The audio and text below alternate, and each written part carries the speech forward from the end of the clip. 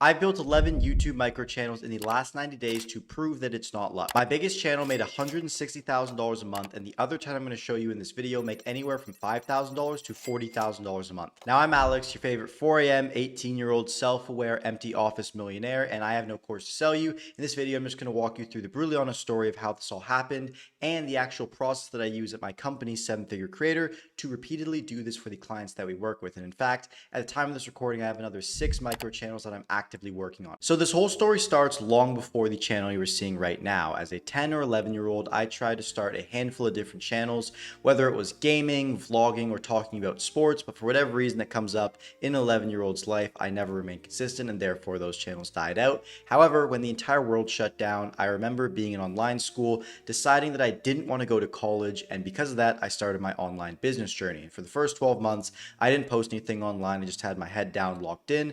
But around that time, when I had seen some initial success, I decided to show my face on the internet and upload a YouTube video just sharing the initial experience I had with the business model I was talking about, which is called SMMA. And luckily for me, I managed to get 10,000 views on that first ever video. And that has a ripple effect because at that time, I was completely ungrateful and unaware of what had just happened, and the stars pretty much aligned. And because of that, I never really remained consistent and respected YouTube. However, this initial success and just having a simple free course that I'll cover a little bit more in the next section allowed me to make my first $10,000 specifically from YouTube, just sharing the journey of how I actually worked in business. And as a result, people coming to me and asking for mentorship, even if I was only one step ahead of them. And again, that's the channel you're watching right now. The other 10 channels that I'm going to show you are completely external from this, and it actually goes down to how I actually met my business partner and the person I worked with on the second channel, whose name was Dylan Wilson. And it all comes down to a mastermind that when I had seen some of this initial success in online business, I decided to reach out and puff my chest as a 15-year-old would, feeling as though I had taken over the world because I made my first $10,000. And I met this guy named Dylan, who was running a very small mastermind, which is just a pretty much group of entrepreneurs, and they were all talking about how to run their agency and how to do these different things. And Dylan and I actually got along really well and decided to both kind of begin this content journey. And as a result of that, the program that made me my first $10,000 a month was called the First Client Challenge. Him and I ran it together, and it actually formed into what was called a Relentless Success Club, which was the first proper business online powered by a YouTube micro channel that I actually ran. When we were first scaling this up, we had absolutely no clue how to do YouTube. And because of that, we just had this spray and pray approach of just trying to put out as many videos as possible, and whatever our measure of quality was, whether it was the style of the editing, whether it was the thumbnail, whether it was the information, we just did a spray and pray strategy. And we did some even guerrilla marketing tactics, which if you look at some of my old videos, you'll see me wearing a chef hat.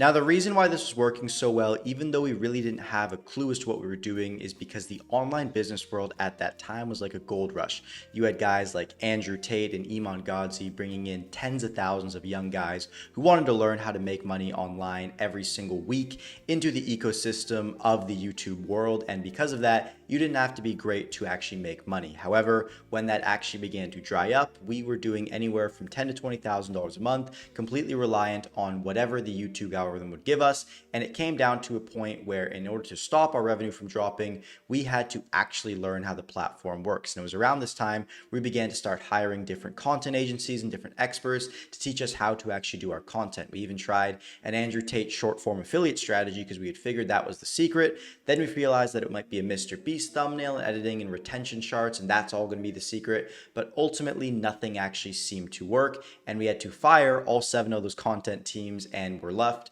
pretty much not knowing what to do, and we're stuck again fluctuating just with our revenue being inconsistent. This was honestly a super low point of my online business journey because as much as you are making decent money, at a certain point, the money is no longer what matters to you. And when you see your business going on a downtrend like this, you really start to question whether what you're doing is actually sustainable, especially when it's on YouTube and that 1 out of 10 score determines your entire livelihood. We'd see a 9 out of 10, which is a bad video. And because of that, we would just see our business absolutely plummet and fail for whatever that week was. And it got to a point where the only option that we actually had was to learn how to actually niche down and focus on marketing. And this is something related to YouTube where I believe a lot of people that are the traditional creators or the faceless channel guys completely mess up. YouTube, as much as it is a social media platform where all of the actual video and media creation hacks matter, it's also a marketing platform. And that was something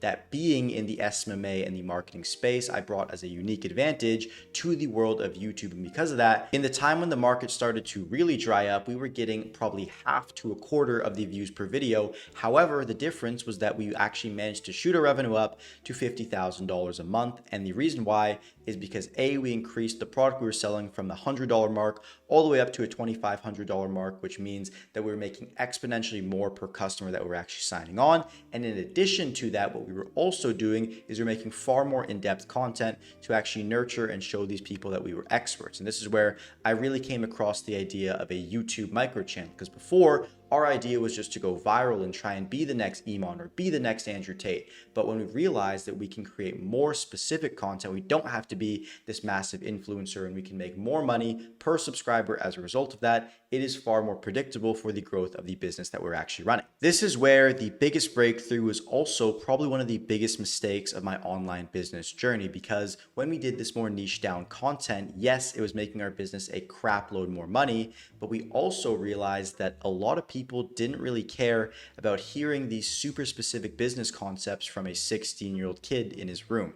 And even if I had actually achieved the results that I was speaking about and I was credible to actually speak about them, it didn't matter. And because of that, I actually ended up just completely stopping my YouTube channel, becoming inconsistent, and as a result, just focusing all my time and attention into working on my business partner's YouTube channel. As much as that allowed us to scale up, as I'll share you the story of, the actual compounding of my channel completely stopped for a time being, and it made me really question whether YouTube was actually something I enjoyed or not. And the answer to that question, as you can probably see me recording now, is that I love this and I love using YouTube. However, at the time, I really didn't know. And because of that, I remained inconsistent, and the channel that you're watching right now pretty much took a complete halt, where it actually began to also lose subscribers, even though a few months prior it had been a revenue generating machine. And if I had stayed consistent with it throughout that year period, probably where I took a break, I probably would have been at 5,000, 10,000 subscribers on this channel right now. However, I believe that all things happen for a reason, and this is where the shadow arc of me working behind the scenes really begins, because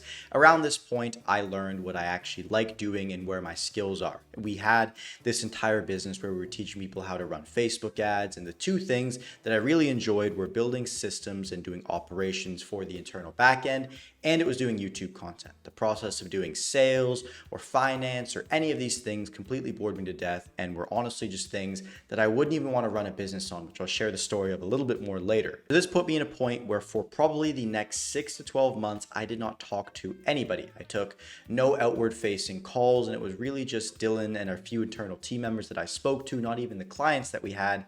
And all I did was focus on learning the YouTube algorithm, writing scripts, and running the back end of the company. And this was a period where I learned probably the 80% of what I know about YouTube and social media video production in general today. Around this point in time, the business is still doing around $50,000 to $40,000 a month, fluctuating on the YouTube algorithm, although not as much because we're making lower, less view content, but was still bringing us those high ticket customers. And we realized that we had to make a massive change. So for about a month, we closed the front doors of the program that we were selling. And we decided that in order to push through to that next level that we really wanted to hit, it was not going to be paid ads or other forms of acquiring customers that we wanted to do. We wanted to go all in on YouTube and learn to actually build out a proper cult-like audience. And this is where the YouTube micro channel, which I consider anywhere between 1,000 to 5,000, maybe even up to 10,000 subscribers, became not so micro, because what we did was we did a 7-episode documentary series of us restarting a business, sharing all the highs and lows, fully editing it out, And just through doing that, through the 7 episodes over a 6 weeks time span, when we made that business successful, managed to cash collect, I believe it was $36,000 in the first 6 weeks of running that business. And we documented the entire thing. We just put a link in the description of all the videos that we actually had, and it allowed us to hit our first $100,000 month completely from YouTube organic. This was pretty much the biggest unlock that I had ever seen on YouTube, and it was almost unreal, the sheer amount of money that was coming from literally just 7 YouTube videos on the platform. And we decided that, like, hey, we've got to really capitalize on all this energy we have right now. And as a result of that, we designed a thing that we called the OKR, which, if you've seen Iman's best business model video, is similar to a flywheel VSL that we put in the description of all of our videos. And as a result of that, it went up to 70,000 views and generated us an attributed over $250,000, which allowed us to, the month after hitting $100,000 a month, hit $160,000 a month in our business. And you have to keep in mind, this is completely organic. We have no paid ads. We really don't have many team members around this point. So we actually did this on an 80% margin, which means that pretty much all the cash that we were getting was going straight into our bank accounts, and we thought we were going to be absolutely rich. Now, I really wish it was that simple, and we had to run paid ads and do a whole bunch of other things to maintain that revenue going forward, which is another story for another day. But the core lesson that I learned from this experience is creating quality YouTube videos and understanding what your customers truly want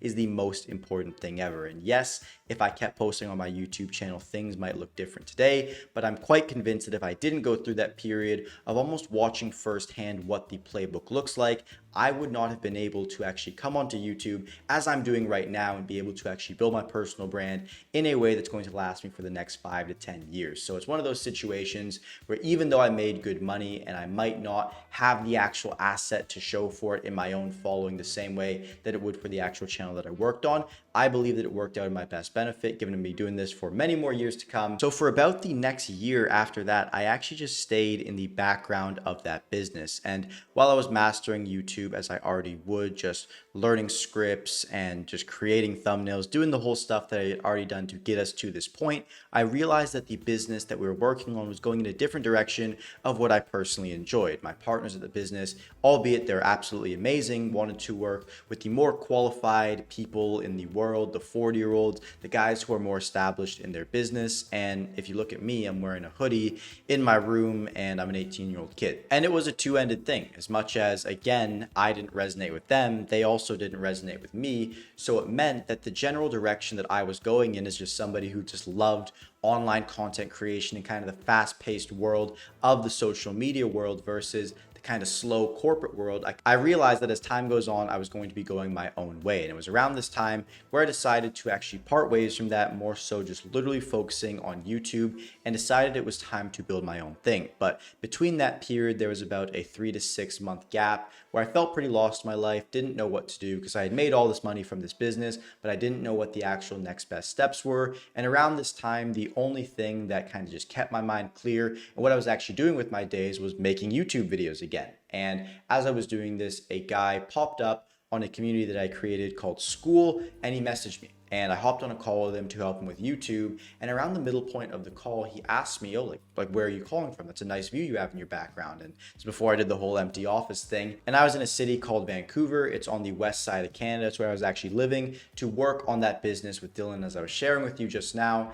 And I was only there for one more day. The guy reaches out to me and he says, oh, like, you're in Vancouver, we're on this digital call right now. Well, how about we meet tomorrow morning? And that would be my last day. I actually flew out that evening. However, it was a complete miracle, just stars aligned. And I met with him, spoke with him about YouTube. And by the end of it, after I just walked into a Starbucks and sat down with the guy, he handed me an envelope with $2,500 cash in it. And even though in comparison to the amount of money that we were making at the previous business, it wasn't like this was a life-changing sum, the actual fact that I just received cash in person was honestly kind of cool and an odd experience. Made me feel like I was a real legit business owner from the 90s or 80s. But also what it did was it showed me that there was potential for me to continue doing YouTube, not just for myself, but for other people. And I realized that there was something that I could actually speak about, because I didn't want to teach people some business model that I don't actually agree with, or something that wouldn't be fun for them the same way I would. So I realized that micro channels are what I wanted to build for myself and also what I wanted to show other people how to do. This guy's name was Hamza Ahmad. And after this, we went on a walk in a park where we took actually a photo on a bench, which I'll throw up on the screen right now.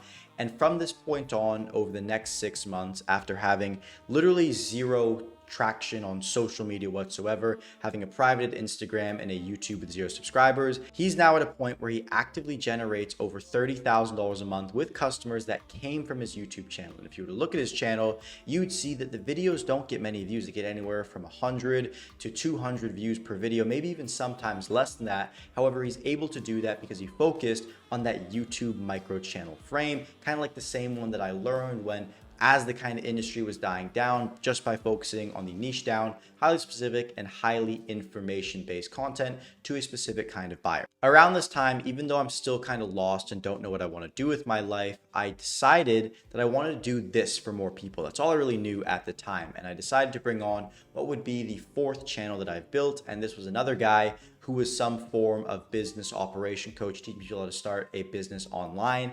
And this guy was somebody who ran a completely other business. This was not the main thing that he was doing, but he wanted to get cash flow so that he could support the other project that he had, which he believes was much bigger. And because he already had an initial offer kind of sparked up, this guy already had somewhat of a following. So really, when him and I met, all that we did was we figured out what kind of content had already worked on his channel in the past, and we managed to find a way to recreate that in a way where it aligned with the one-on-one mentorship offer that he was selling. And I kid you not, in the first week of making this publicly available, he was able to cash collect $30,000. Now, this was something that this guy did not want to run long-term, and he made that very clear to me. He just wanted to get cash in the front door. So for the next few months, he made $30,000 probably continuously, then $25,000, and then from that point on another $20,000, just letting it taper off, not really taking the client acquisition of the entire micro channel too seriously at all, but it allowed him to make a quick $70,000 that he could use to fund the venture that he was actually working on. When Dylan's YouTube channel was able to make $100,000 off the documentary series that we had built together, the reason why is because after we shut down the business before, we started to build up demand and goodwill with our audience, which when we made that one link there, it just absolutely cashed in all the goodwill at a single moment. It's a very effective strategy that you can actually use when you have an existing audience, and I learned the power of doing it here. When you have the ability to actually build up that goodwill and cash it in, people are much more interested in what you have to say rather than just being a guy who makes a call to action to buy your product in every single video that you actually create. Around this time in my life, I actually decided to move all the way from where I'm from on the East Coast, Canada, down to Florida. And this was a pretty interesting move in my life because around this point in time, even though I am working on these micro channels full time, building out all these videos, it's not like it's something that takes up my entire day, given that I just come from running a much larger company. And as a result of that, I was still pretty lost and not sure what I wanted to do. However, just again, by posting YouTube videos, the only thing I really found fun at the time,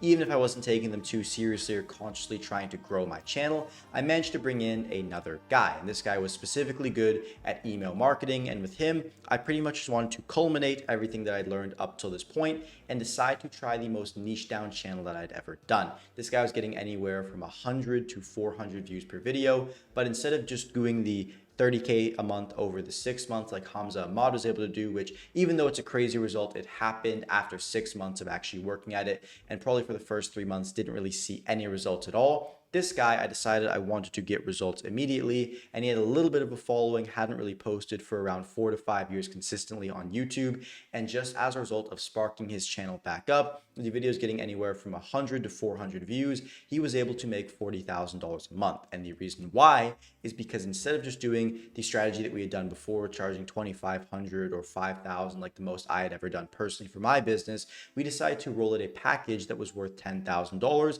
and a package above that was actually worth $25,000. And what this meant was that in order to make a lot of money, he really didn't need to get that many customers, which means that he didn't need to get a lot of views, and he just needed views from the right people. This is where I learned the lesson of actually properly tracking the views, because when you do a micro YouTube channel and it's not going to get many views, you need to be able to discern whether that's because the video was not good or because you actually hit the right kind of person. There's just not a lot of them in the world. And the way that we actually learned how to do this was through integrating tracking softwares, where when somebody clicks on a link, we're able to see their email, we're able to see where they're from. And in addition to that, we're also able to see how many people in general are going to the channel and interacting with different buttons on the channel, which means that we actually know whether or not the sales page that we have is resonating and converting. This is also where I learned for the first time that a great way to determine whether you have a quality audience on your YouTube micro channel is your CPM, which is pretty much just the amount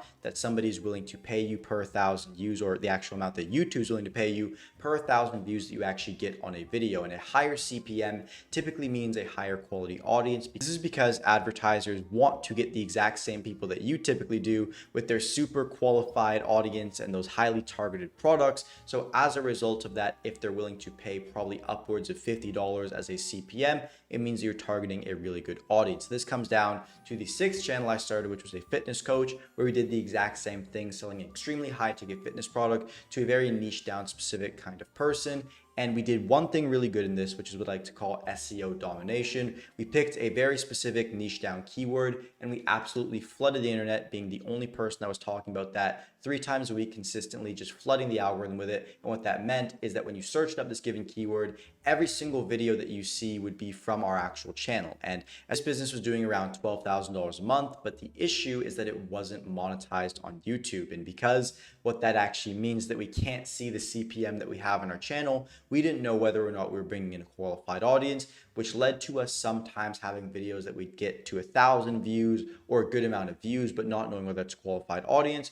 Or maybe we'd have a video with 50 views that converted for us 10 times better. Now, I wish I could say that I'm a perfect human and I learned from my first time making this mistake. However, that is not true. And on the 7th channel, I actually did the exact same thing. It was the similar kind of style that I'm very used to and comfortable with, which is some form of business expert trying to sell a niche down coaching product. And we're able to get it to that $10,000 a month mark relatively easy. However, the issue is to actually grow from that point on, it was like what I call a rainforest economy. Some videos would bring in an absolute flurry of leads, and then some weeks when we don't have some crazy video pop off, we'd have absolutely no leads. And sometimes the leads would be full of qualified prospects, and sometimes there'd be absolutely no quality prospects at all, and just people that are from third world countries that have no serious buyer intent on the actual product that the person is trying to sell. And this was a very big weakness that I personally had as a micro channel operator for quite some time, because I was able to go ahead and actually get people views. However, the issue is that even if they made their first $10,000 a month off this, these guys were usually serious entrepreneurs who in their own businesses were making anywhere from $50,000 to $100,000 a month, which means that the time dedication of actually recording these YouTube videos had to pay them more for it to be something that they continuously dedicate time into.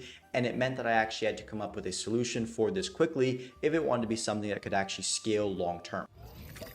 This is where I moved on to the 8th channel, and instead of just doing the YouTube aspect of things, I decided to also take care of the complete marketing and sales side of things, which meant that I built out a landing page, a funnel, an offer for this next person, which meant that I had complete control over the entire process that we're running, which meant that if it worked, it was completely on me for the success, but if it failed, it also meant that it was completely on me. And luckily, just because I was so focused on just growing this channel and I still hadn't really even been posting my own videos consistently, just going all in on this as a background shadow operator. Again, we were able to take this channel, which had a little bit of traction initially, into launching and doing 17K in its first month. And what that meant was we broke through that final 10K plateau where we'd sign on anywhere from 1 to 5 customers in that first month, and finally break through to the point where we're now able to sign on 10 customers, 20 customers in that first month, even if it was at a lower ticket, meaning that we now actually had a formula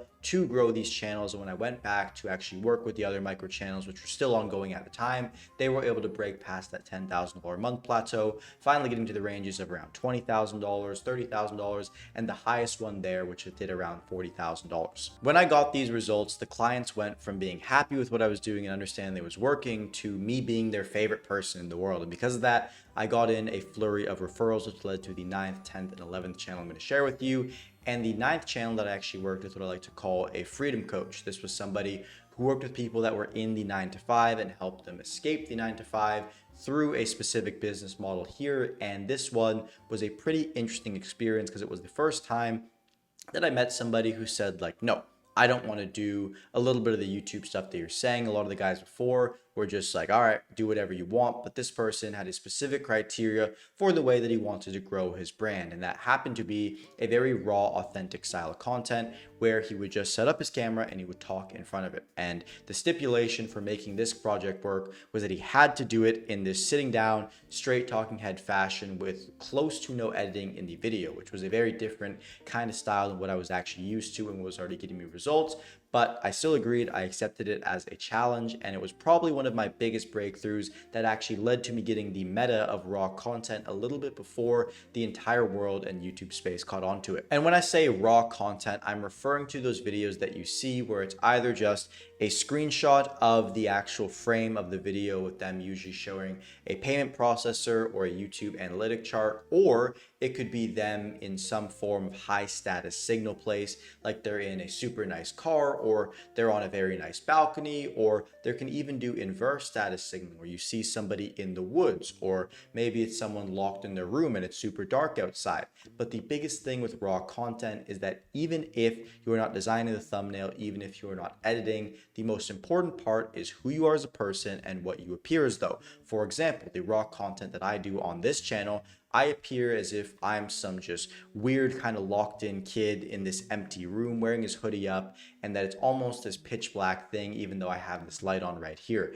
And that is the impression that you want to give, which then gives off an entire narrative, which means whether it's going to be appealing or not based on the title that also goes along with your raw video. Now this raw style content actually led to it being a little bit of a different setup and actual posting schedule. Typically, I was doing 3 times a week posting, putting a lot more effort into the video, the script and whatnot. But for this guy, we were just doing what I like to call the blitzkrieg method. We started off at 5 times a week on every single weekday. Then we upped that to doing a daily post because he'd sit down probably once or twice per week and he would bang out all the videos in one sitting just because it was so simple and so low effort. And this is really where I had to refine the process as a scriptwriter, because before I'd be able to use visuals, I'd be able to use editing to kind of still make the video appealing and entertaining. However, with this, the only actual leverage that I had was the words, because he was who he was and I couldn't necessarily change that. The only thing I could change was the words that he was saying and also the titles that I was writing. So on this channel specifically, I put in absolutely no work into the thumbnails, but for the title process, I probably spent double the amount of time that I would on just thumbnails by creating probably anywhere from 50 to 200 iterations on a title per video that I was making. And when this actually worked, another guy came to me and said, oh, I saw this channel, This channel, and specifically with this raw style, makes around $5,000 a month. And keep in mind, this is selling a $1,000 product with no previous experience from the guy that's actually selling it. So he didn't have some crazy business certification or anything like that. He was just a regular dude who just wanted to be online, didn't have any crazy status signals for anything at all. So I consider that a pretty big success, just given the amount of adaptability I had to actually have to make that work. And around that time, it comes to the 10th channel that I'm actually still working on today, which was another raw style channel. But this one was a little bit different because the guy that was doing it had a lot of nice status signals. He had a nice car, he had a nice background. And because of that, just teaching an online business, we were able to try a lot of cool titles. For example, the title Get Rich or How to Get Rich Bro might not have worked on the previous channel I did because he didn't have those quiet status signalers just in who he was as a person, but this guy did. And literally with no changes and pretty much using the exact same script, we'd have a video that might get 100 views on the previous channel to on this channel being able to get 2,000, 5,000 views per video, which when niched down on an actual concept means that directly attributing this guy in his first month of having no brand was able to shoot up to cash collecting over $20,000 from the YouTube micro channel that he was actually working on. And this was probably one of my favorite successes because it comes down to the way that I believe you should launch a channel now, which is using that blitzkrieg method. When you don't have an existing audience, you have nothing to lose because nobody knows you anyways. So what that means is that you should focus on building as much as possible and compounding the very small audience that you do have by consistently showing up and providing value to them. And that's the way that create a very early on cult-like following. And as you begin to get bigger and bigger on YouTube, it then becomes more important to taper back on the amount of videos you're posting and just make sure the quality is there so that the YouTube algorithm can do the exponential work of showing it to more people for you. But especially when you're starting as a creator, you don't even know what actually works for your specific channel, because as much as there's rules of YouTube and there's things that work and there's things that don't, the most important thing is just your own channel and your own personality. And if you have that down, then everything else is going to work in your favor. And that moves into the 11th channel that I actually worked on here, which was my favorite, being a tangible service for brick and mortar companies. So this is the most recent channel that I actually began working on earlier this month, and I'm very proud of it because it shows that this YouTube micro channel system can work for literally anything. This guy is actually marketing to small business owners, just like you'd see if you walked outside your home. And what he's doing for them is he is selling them an AI agent. And just by making videos, sharing that your small business needs an AI agent and needs to implement AI, in the first month alone, he's been able to go from absolutely zero following to making $8,000 a month with his YouTube micro channel. And that's honestly a very big one for me. We do a mix between the edited style and the raw style, posting at a 3-time-a-week basis. And that's pretty much the overall. It's only been around 24 days, so I'm still waiting to see what kind of results we can actually get going into the second and third months here. Now, those are the overall 11 YouTube micro channels that I've built in the last 90 days. And if you made it this far, you're a real one. So drop a comment down below of your niche, or specifically what you have a micro channel on or want to start a micro channel on, and I will build you out a completely custom game plan in the YouTube comments. I have never not replied to somebody on my YouTube channel. And outside of that, I hope that the value you got from this video is worth the time that you spent. I look forward to seeing you in the next one.